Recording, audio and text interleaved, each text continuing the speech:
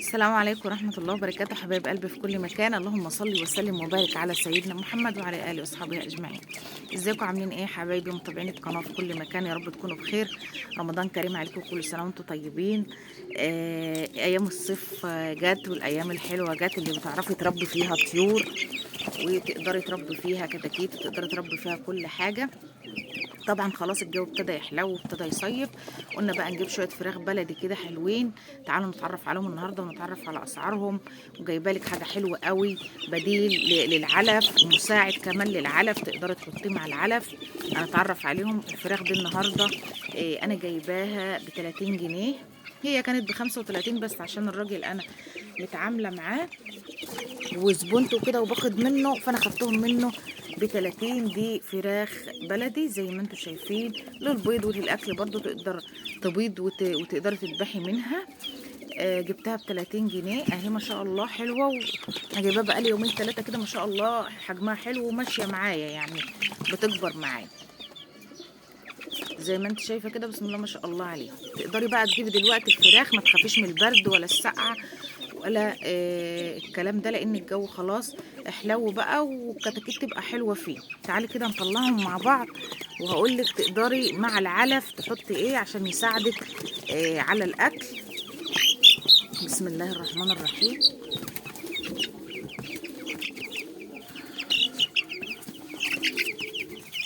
احنا عارفين كلنا ان العلف دلوقتي غالي، مش غالي بس، ده غالي وغالي.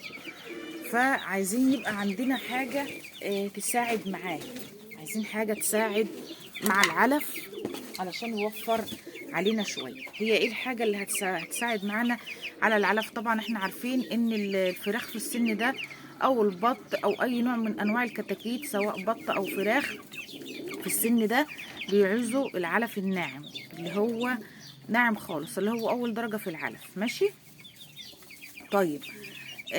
انا اصلا خلصت العلف بتاعي والمحلات قافله ومش موجوده، مش عارفه احط لهم ايه ياكلوا في الوقت الحالي. انا هقول لك بصي، ده ايه؟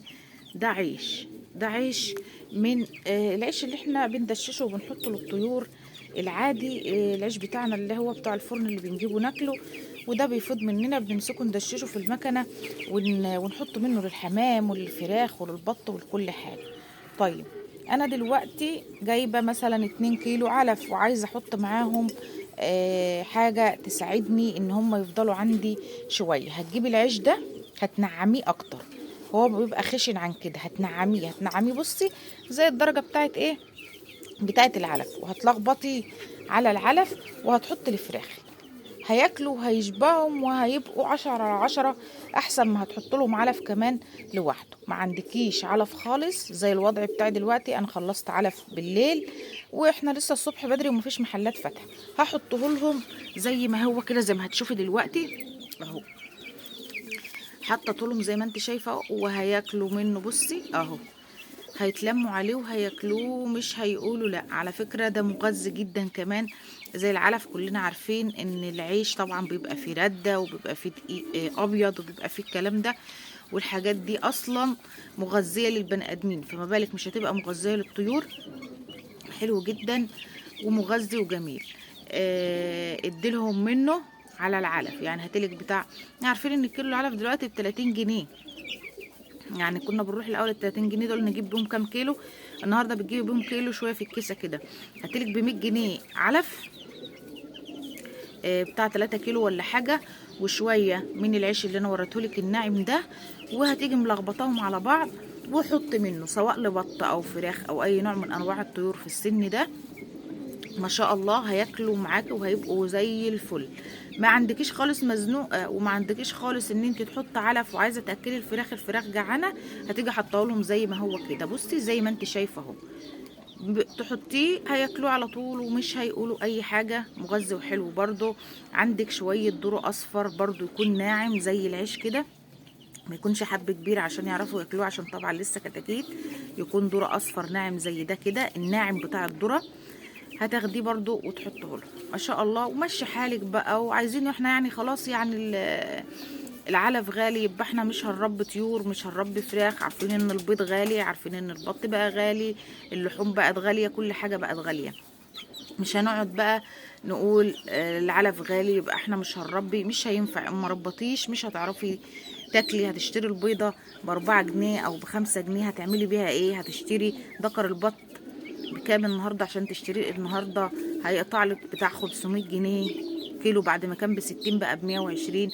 فراخ البلدي اللي كنت بتشتري الفرخه كلها على بعضها ب50 جنيه كبيره تندبح، النهارده شوفي بقت بكام. لا، هاتيلك شويه كتاكيت زي دول كده، شويه عيش على شويه علف. وعلى فكره اول لما بيكبروا شويه يعني يبتدي كده ايه، زي ما بيقولوا كده الديك يدن كده، يبان الديك من البلبره ويدن كده، بتبتدي بقى ان انت تحط لهم اكل من عندك من البيت. الفراخ البلدي بالذات بتسيبك بقى من موضوع العلف والكلام ده، وابتدي بقى فايض منك شويه رز، فايض منك شويه رز من البيت، فايض منك شويه مكرونه، شويه خضره، فرافيت عيش مكان الاكل بتاعك. اي اكل من اكل البيت اللي بفوت مننا واحنا بناكل ده هتيجي رميه لهم. الفراخ البلدي معروفه ان هي بتلم الاكل بتاع البيت، احلى حاجه فيها ان هي بتلم الاكل بتاع البيت وبتلم الاكل مكانك.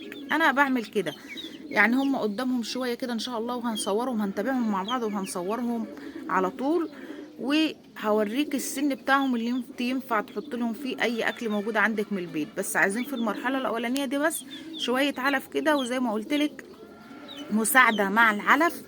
عشان العلف غالي هنحط شويه عيش زي دولت، هنحط شويه ذره يكون ناعم، الكلام ده. بس لما يجي يوصل سنهم انا طبعا هتابع معاكي وهصورهم معاكي على طول. ولو جبت تربيه بط طبعا برضو هتابعها معاكي. دي كانت بط عندي كده حطيتها معاهم، بس ان شاء الله عايزه اجيب شويه بط واحطهم برضو معاهم تبقى تربيه واحده. هتابع معاكي برضو وهقولك امتى ينفع تحط لهم اكل من البيت. شويه رز فايضين منك، شويه مكرونه فايضين منك، اي اكل بواقي فايضه منك تحوشيه وتحط لهم. ودي احلى حاجه في الفراخ البلدي، ان هي بتاكل اي حاجه موجوده في البيت. صرفي نفسك كده وشويه طيور وربيهم. مش هنقعد بقى علشان العلف غالي نعتمد بقى ان احنا، انا نفسي ما نعرفش نطلع نشتري البيضه ب4 جنيه. انا بيت مكون من 5 افراد، لو جبت لكل واحد بيضه واحده بس شوف هتتكلف كام. وطبعا اصلا ما ينفعش انت تدي الطفل بيضه دلوقتي. لو عايزه تعملي صينيه كيكه هتجيبي لها ب50 جنيه بيض، مش هينفع خالص معانا الكلام ده. فاحنا نظبط حالنا ونظبط نفسنا كده، ونجيب لنا شويه طيور في نفس الوقت، ما نصرفش عليهم كتير علشان نلاقي دخل منهم وعلشان يدونا. يعني نحاول ان احنا نبسط الامور. ايوه هربي طير، بس في نفس الوقت مش عايزه اصرف عليه كتير علشان الاقي مقابل. يعني انا ما اروحش اجيب شويه فراخ زي دولت واقعد اديهم علف صافي علف صافي مده طويله، يبقى انا اصلا صرفت عليهم اكتر من حق كيلو الفراخ بره، يبقى انا ما عملتش حاجه. لا، انا اجيبهم واحاول ان انا اوفر في الاكل بتاعهم، وفي نفس الوقت يكبروا معايا وتبقى صحتهم كويسه ويبقوا حلوين، واخد من الخير بتاعهم. اذبح الديوك واسيب البرابر تبيض عندي وتملى لي الدنيا خير، اكل واللي يفيض مني ابيعه. يبقى انا كده استثمرت شويه الطيور بتوعي في الاكل وفي التجاره، وفي نفس الوقت ما صرفتش عليهم كتير اكتر من اللازم. عايزه اقولك لو عندك 10 فرخات بس، 10 فرخات بس بلدي في البيت هيبنوا عليك الدنيا خير. لو 5 بس بضولك منهم كل يوم 5 بيضات، بلاش ال10، 5 بيضات كل يوم ما شاء الله هتاكلي وهتشبعي وهتعملي كل اللي انت عايزاه منهم، وهيفيض منك وهتبيعيه كمان. وبحق البيض اللي انت هتبيعيه هتقدري ان انت تصرفي على الفراخ ديت، يبقى انت استفدتي اكل ومصاريف من بره.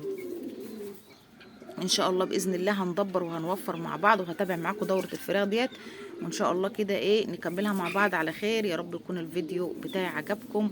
لو بتشوفي قناه المهم والمفيد عن الطيور لاول مره اشتركي فيها، وما تنسيش تفعلي زر الجرس عشان يوصلك كل جديد. ولو عجبك الفيديو واستفدت منه حطلي لايك، واستنيني في فيديوهات جايه كتير والمهم والمفيد عن الطيور.